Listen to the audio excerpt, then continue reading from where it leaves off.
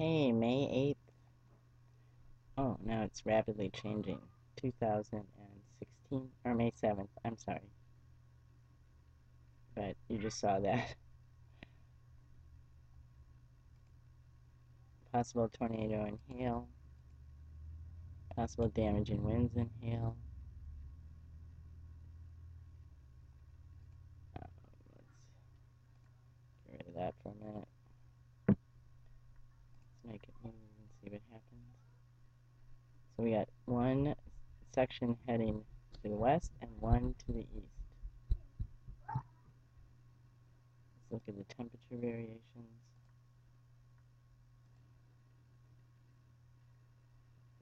Okay. Take that off there. Hail detected over here. Damaging winds over here. Spread it out a little. That's quite an interesting little system going on there. Alright. We'll look at it again in a few minutes and see what's going on. By the way, this system is Denver, Colorado, North Platte. Here, this lets you know where it's at in the middle of the United States. And these red, yellow, gray, and orange circles are recent earthquakes. This is the National Weather Service water vapor, which gives you a little bit clearer picture of what exactly is happening. This is strange looking here. See how this part is pushing down and against this system? So some of it is moving that way and some of it is moving that way. And there is a ice cream bar, I believe. But once again, this has a look, it's sort of like an animal. Here's an eye, a mouth, a nose. And let's put it on the 24-hour spin again so you can see evolve. Just like in the womb with twins. This is the College of DuPage website, and it's a little bit wider view of what exactly is going on here. Not exactly. It's a partial picture. Because if you look at different weather sites, they show a lot of different things. So it doesn't necessarily mean that that's all there is to what's going on. Let's go under color enhance just to make it a little prettier. Look at this coming up out of here. And this system up here, right along this edge here, always looks intriguing to me. Okay, let's unzip. Alright, I'll be back shortly. Okay, so now it's about an hour later. Here's the timestamp. We have these two spots here, possible tornado and hail. And this is right near Denver. There's also these weird lines right here that you can see in the radar. Let's watch it move for a minute. It's beaming right into the, it's beaming right into the storm, as you can see here. Let's put the clouds on so we can see them together. Oops, I didn't mean that. I meant that. Clouds and radar. And we can see it beaming right into that. Let's look at another site.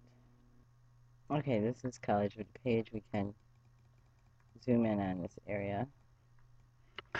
This looks quite interesting over here, what's going on too. We can click on the next red sites, and then we can, oops, I believe it. That one might get us that. Oh, this is Cheyenne, Wyoming. Let's look at this one.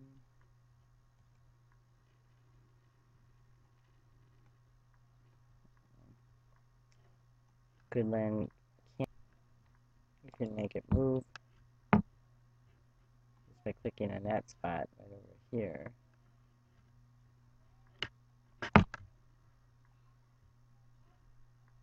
Now the center spot is in the radar for some interesting reason. You can't see right above the radar. But you can see a beam coming down here, and you can see these lines right here. And here's wind coming in right toward the radar. Oh, it's right in that area right there. Now this is the Denver, Colorado radar, and you can see the beams right there. I can slow it down a little bit. The beams are going right through the weather pattern, which affects it. So I thought I'd also take a look over here at Indianapolis, because they have this little storm system here that can cause quite some damage, and there's a few other spots here you can see. It's interesting that it goes from the United States, from way up by Maine all the way down into California, and there's stuff happening in Texas. So it's like most of the United States, except for the upper northwest part, is getting hit by this thing. And these lines are intriguing. And these red triangles are not really what we want to see, although these yellow ones can cause very much damage, as well as hail. Okay, so I like to look on the RSOE, and the interesting thing is that the weather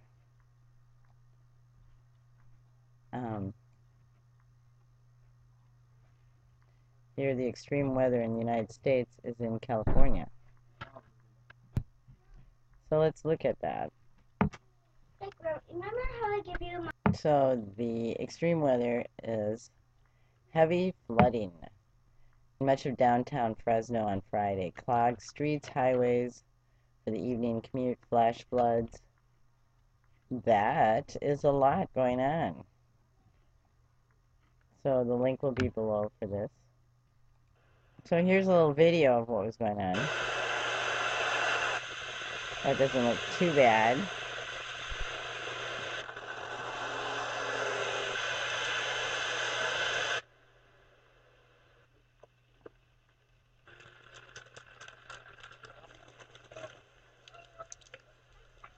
Now, this is an area that was hit by drought for like 2 years. All right, ready? So that way this way.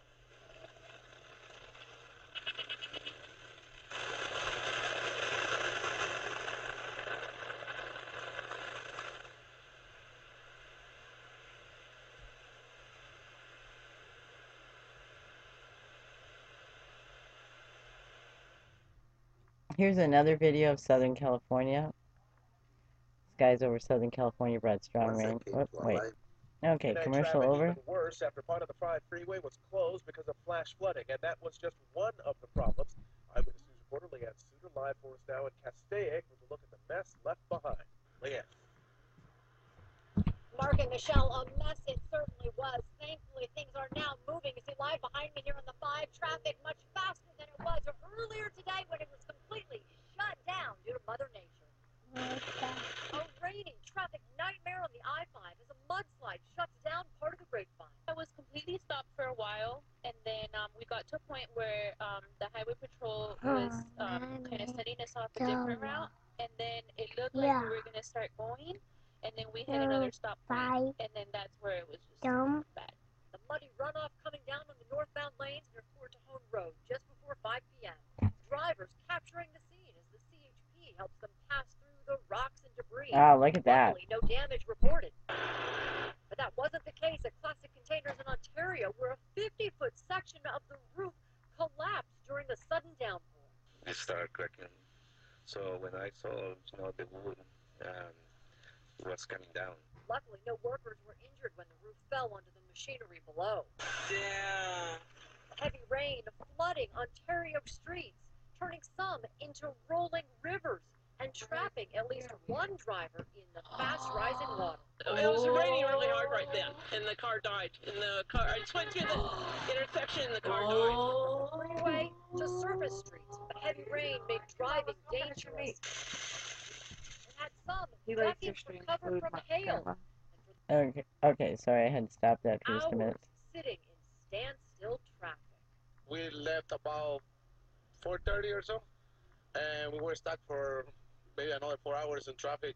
So we got right to the point, and they were actually turning people back.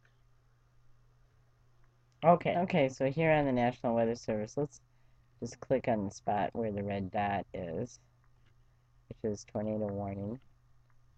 And there's all this other stuff going on also. See if they have a weather update here. Severe weather here. The weather story is interesting, I think. Thunderstorms likely with some severe.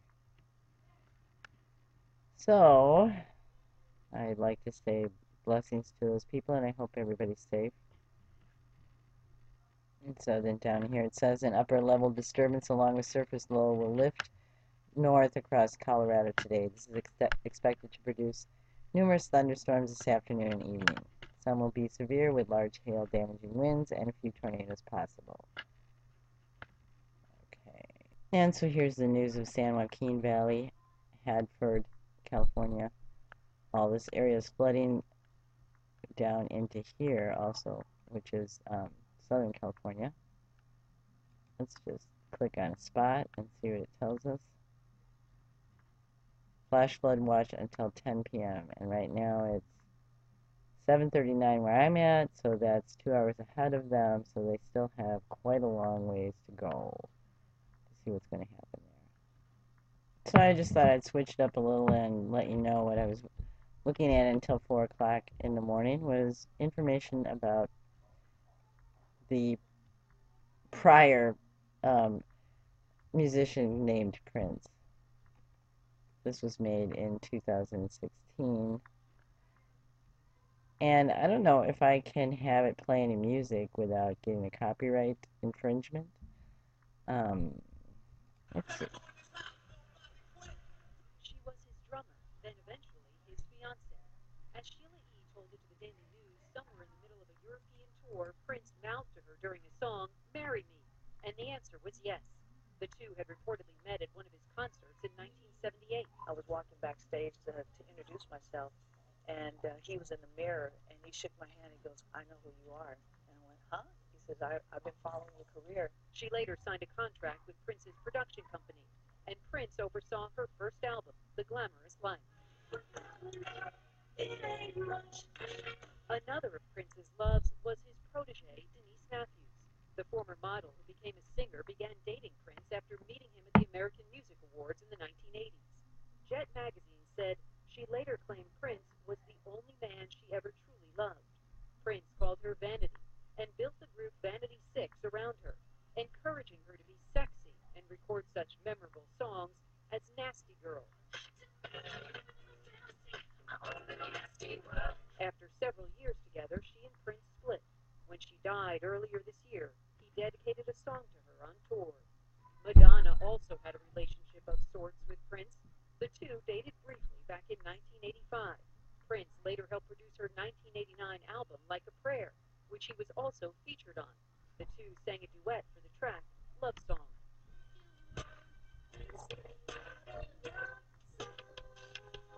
Years later, the friendship soured. Though just last fall, Madonna attended one of Prince's famous late-night jam sessions at Paisley Park in Minnesota. After her own concert, she grabbed a VIP seat as Prince took the stage for his own 2 a.m. show. Prince met the stunning Carmen Electra when she was just 18, around 1990. They dated for a while, and Prince produced a rap album for her. It was Prince who decided she should change her name to Carmen. She recalled how it happened to Oprah. The name of the song was called Carmen on Top. My name's Tara, so I was confused. I loved the song, I loved it, but he said, "You're not a Tara. You're not Tara. You're Carmen." Prince's first wife, Maite, called him her first crush. I got married when I was 22. I can't really pinpoint a time when it